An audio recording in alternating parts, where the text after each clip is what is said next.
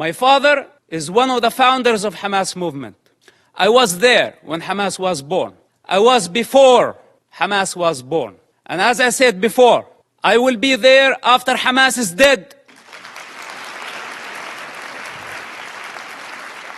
If Israel fails in Gaza, all of us, we will be next. If Hamas is not defeated in Gaza, it will inspire many groups around the globe. They will see that few thousands of savages can blackmail the international community, the superpowers, and bring democracies to their knees. Most of us have our own calculations, from Russia to China to the rest of the superpowers. Given Hamas cover, Hamas gave the attacks on October 7th as a birthday gift to Putin. For those who did not make the connection, and I don't want to go farther. Now nobody's talking about Ukraine, using Hamas as the wild card in the Middle East, igniting a religious war. Hi everyone, good afternoon. Ambassador, thank you for having me and giving me this important podium. Such a difficult situation. I see lots of division and confusion, lots of hatred, lots of misinformation. And everybody speaks on behalf of the children and on behalf of the innocent. But I am not sure about their real intention. But today I can speak on the authority of a Palestinian child, someone who grew up in that culture. Hamas' first crime against children in the Palestinian societies is not arming them or encouraging them to carry suicide bombing attacks. It's the religious, ideological indoctrination that I had to go through.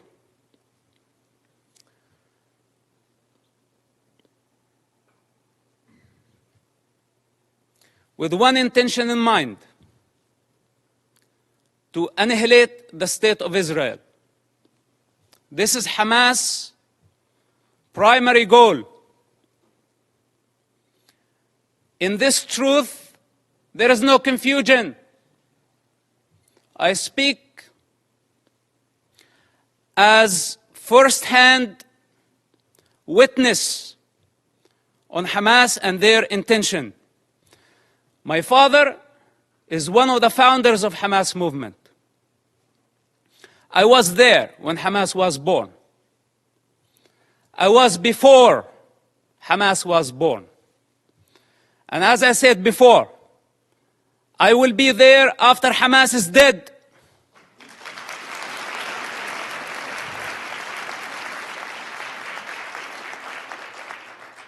I am not a part of propaganda.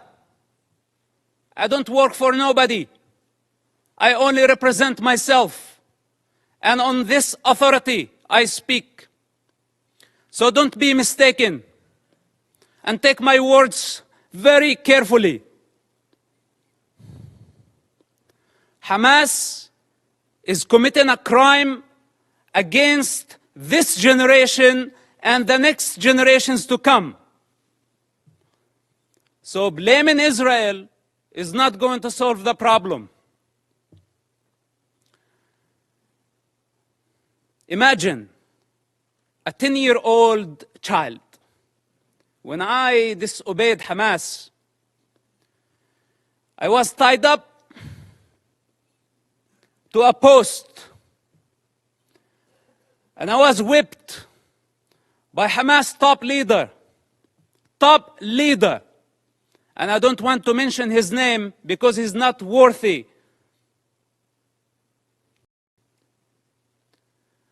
With the electric cable. Every lash, I lost my breath. Until I lost my consciousness. My father was in prison at that time. And this leader thought that he was my mentor. This is Hamas discipline. This is how they wanted me to be. To become a violent savage like them. And the very basic intelligence of a child, when I felt that was not natural, it wasn't. But I had still to go to the mosque to please my mother and please my father and obey this type of monsters. I hate to talk about my personal struggle. And I hate to be in a position to be at defense. He also don't like to be at defense. Because this is what Hamas did to Israel on October 7th. They put all of us at defense. But this doesn't mean that we are not going to win the war.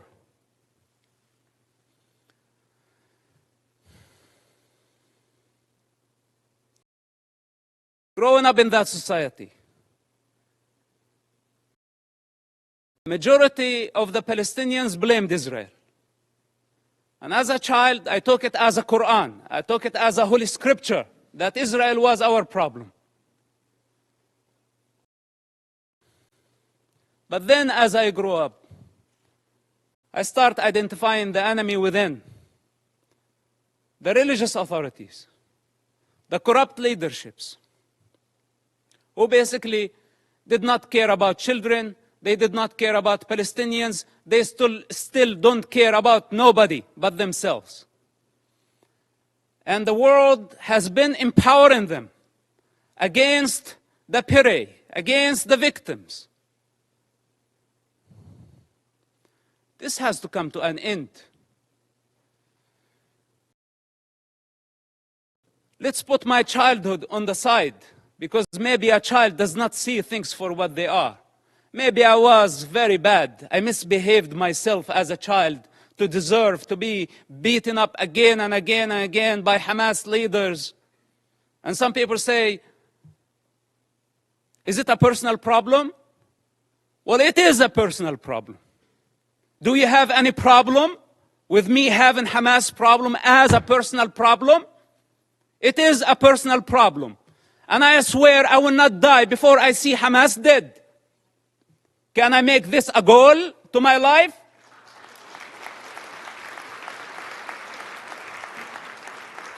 You know, unlike many of the leaders who sit here and give Hamas legitimacy by not condemning them, if the entire world stand there and say otherwise, the child witness within will always be there.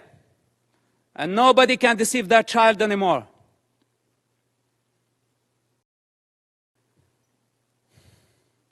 Then, as I grew up, I become the Hamas or the Islamic student movement president in our town. And I became part of the movement. It's just out of the love for my father and our family. I had no other choice, which somehow led me to imprisonment. At the age of 18, just a few weeks after my 18th birthday, May 28, 1996.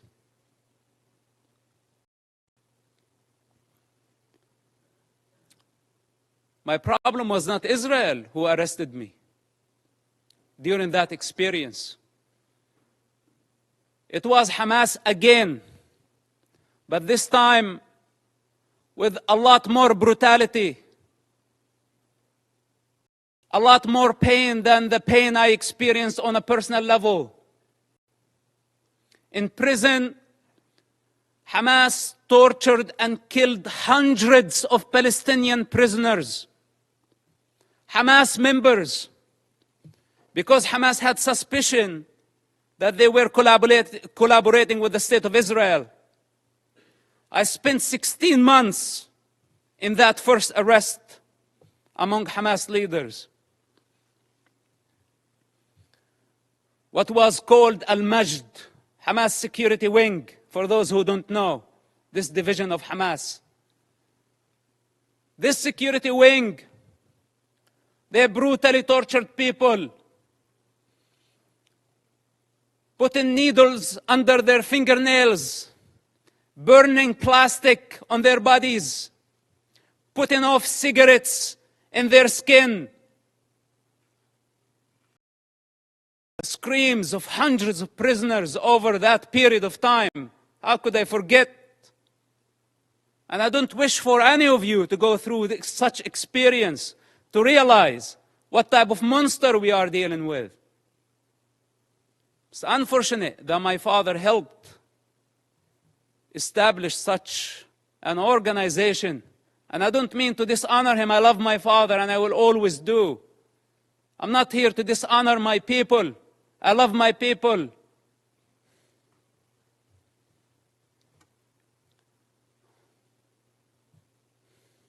But I cannot believe how far Hamas was able to travel in this madness. And we could not stop them. After I was released from prison, I made very hard choices. And I don't have the time to go through all my motives. But yes, I had many motives. Many motives to fight against Hamas, and I still do. And nobody can get in my way. Not even the United Nations.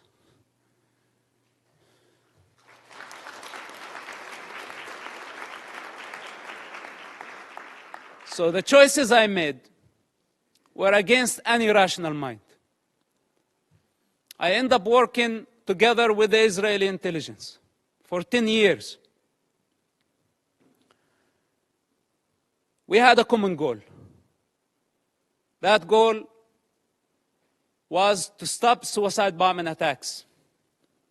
Hamas, for those who don't know, or those who have short memory, carried many suicide bombing attacks during the 90s and the early 2000s. Dozens of suicide bombing attacks where a suicide bomber took an explosive built went inside a bus and blew himself up, killing all type of people. Not only Israelis. Americans were killed. Europeans were killed. Other nationalities, including Israeli Arabs, including Muslims.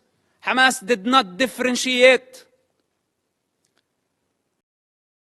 Take Hotel Park, for example.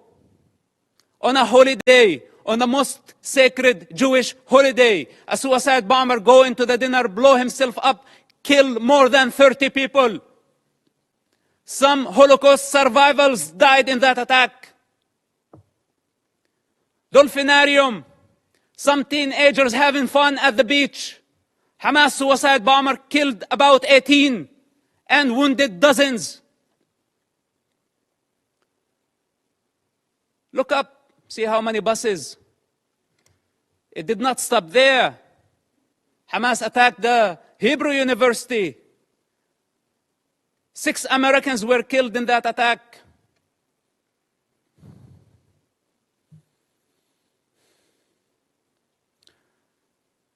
They targeted synagogues. They targeted everywhere. Knowing the Israeli retaliation, they invite violence. They love violence. Hamas, without chaos, cannot survive. It's their climate. This is where they thrive. When the peace process came, if you follow the history of Hamas and their development or their evolution, whatever you want to call it, Hamas, what sabotaged the peace process through suicide bombing attacks.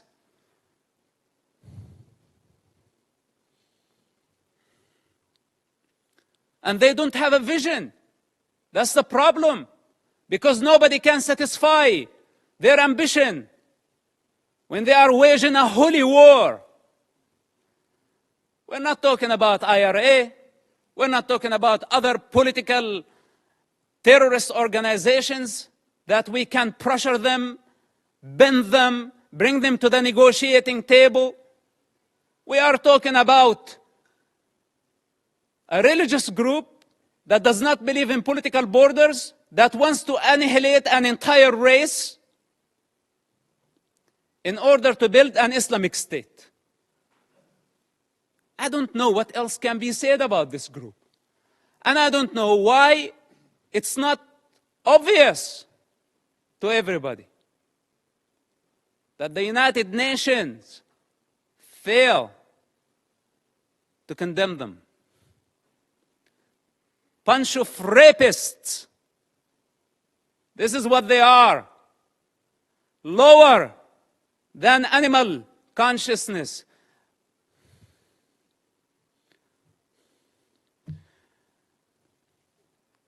So, I don't speak only on the authority of that child and someone who grew up in the Palestinian territory. I also speak on the authority of someone who has 10 years of experience in a counterterrorism of the Israeli intelligence. It took us 8 years to capture someone by name Ibrahim Hamid, this mass murderer. 8 years he hid in a small town of Ramallah, less than 20,000 people. It took us 8 years to capture him, while he was sending suicide bombers every other day. It was a big nightmare to capture him. And you know now what they are doing? Why the hostage situation that we have in Gaza? They want him. He's on the top of the list to be released. Ibrahim Hamid, remember his name? Look him up. They want mass murderers to go back to the street. And if you ask yourself, the guy that you saw earlier, Yahya Sinwar, with the child and the rifle, this guy was released just recently, part of the prisoner exchange with Israel, when Israel had to release more than 1,000 Hamas members to return one Israeli soldier back to his mother. And Hamas had a taste to that.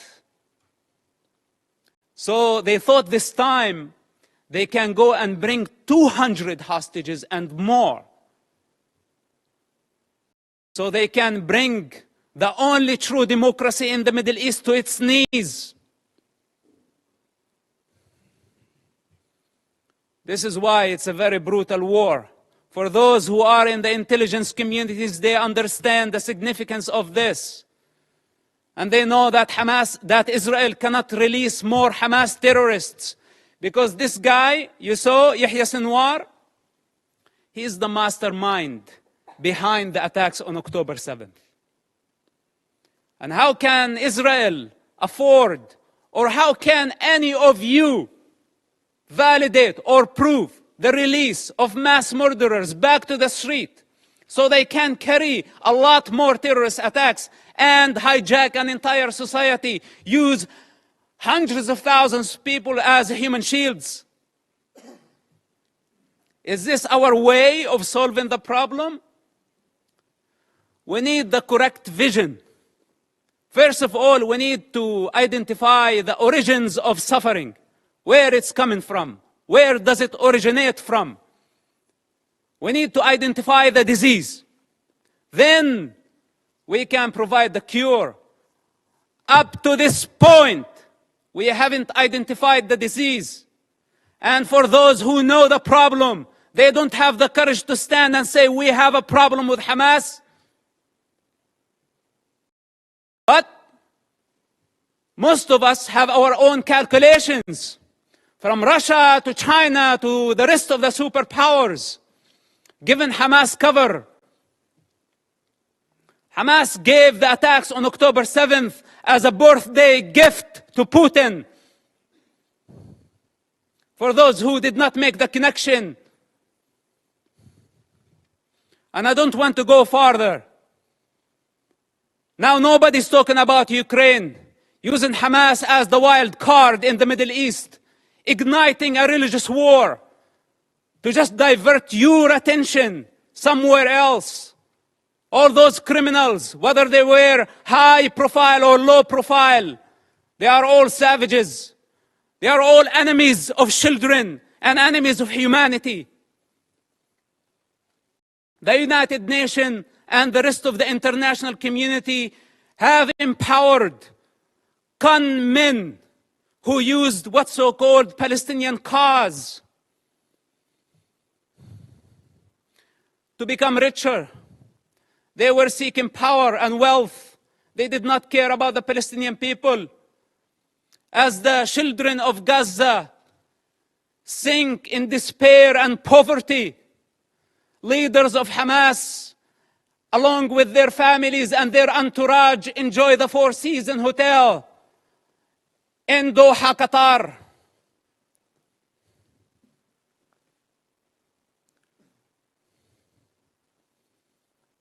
We can continue putting our head in the sand, but then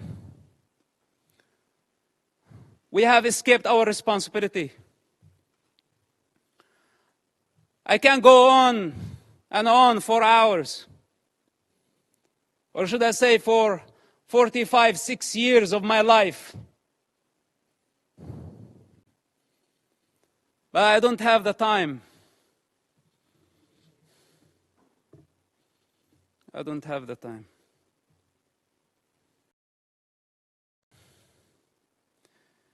If we don't eradicate Hamas this war and this time, if we don't eradicate them, the next Gaza war is going to be deadlier. It's going to be much greater.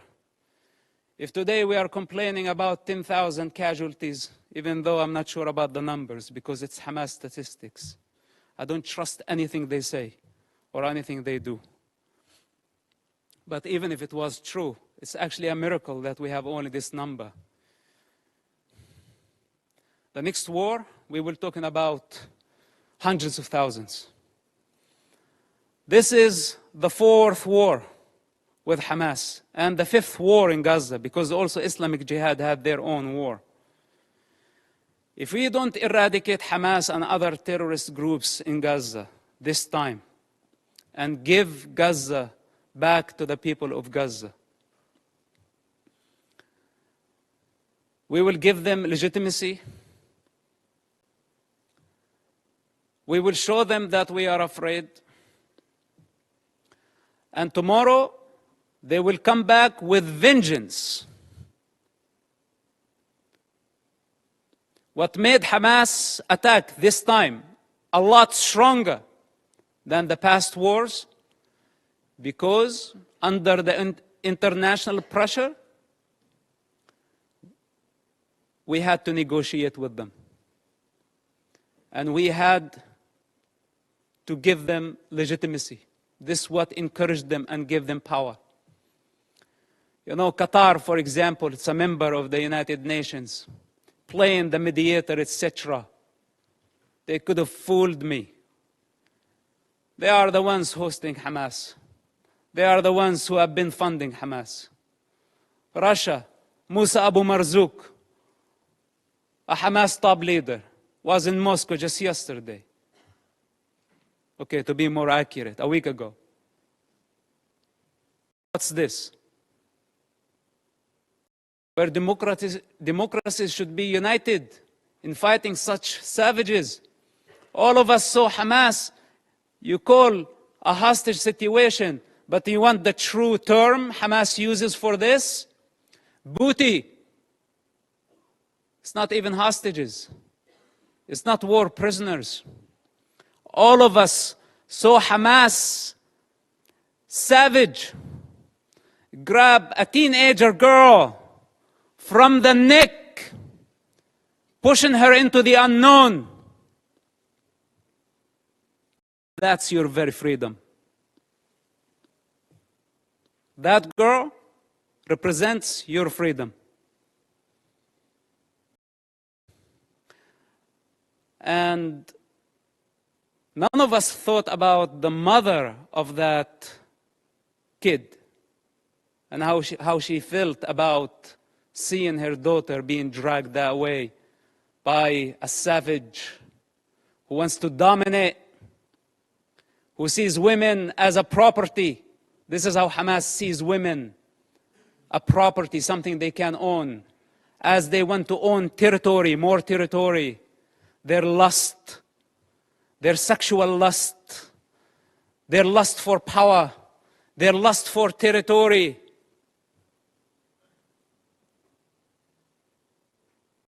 I had to die many times in order to transcend this mentality. So we are talking about a big problem. It's beyond Israel. And here is the danger. And with this, I will conclude. The danger if Israel fail their war in Gaza, which is a brutal war, because if it was open war, Israel would annihilate Hamas in no time, matter of hours, let's say days. Hamas is finished. But since Hamas strategy, it's a strategic thing of Hamas to take human shields. This crime cannot be forgiven. None of us should forgive this crime. Gambling with children's blood for political gain, it doesn't get worse than this. So Israel now got stained by blood. This is what Hamas wanted to happen from day one. They wanted to sacrifice thousands of children so Israel can take the blame. Digging tunnels and bunkers under hospitals, schools, launching missiles. A Hamas misfire, how many people killed at a hospital, and they went so fast to blame Israel, and the rest of the world listened to them and listened to their propaganda. Nobody is concerned to check what is true and what is false. Whatever that serve our political and short-term interest, we go for it. Suicidal, not knowing that we are going against evolution. We are going against the collective consciousness of humanity.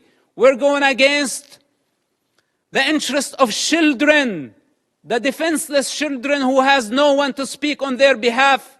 They don't have the power to discern. And yes, they are dying. But who's causing all this death? Blame is the cheap way. It's the way of the coward. Those who have the courage take responsibility. They don't blame.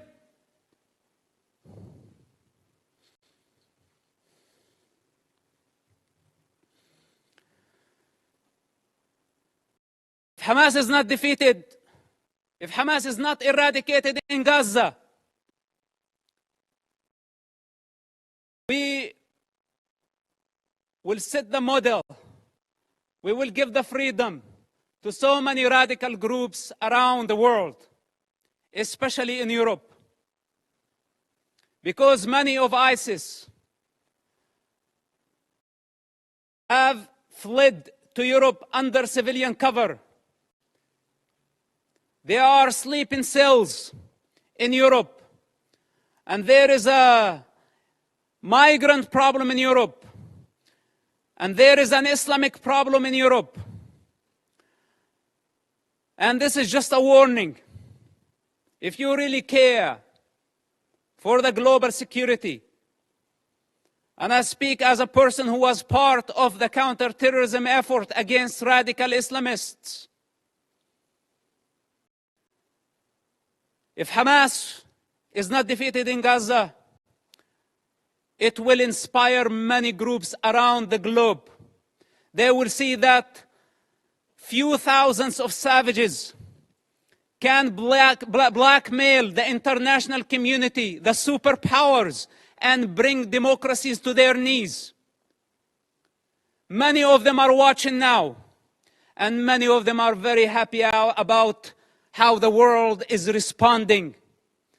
And many of them are satisfied to see the state of confusion and fear and anxiety. This is the time to get united. Because if Israel fails in Gaza, all of us, we will be next. Thank you for listening, and thank you for giving me the opportunity. May God bless all of us and protect our children, not only the Palestinian children, but also the Israeli children. Bring the hostages back to their families. And may God bring peace to this divided world. Thank you very much for listening.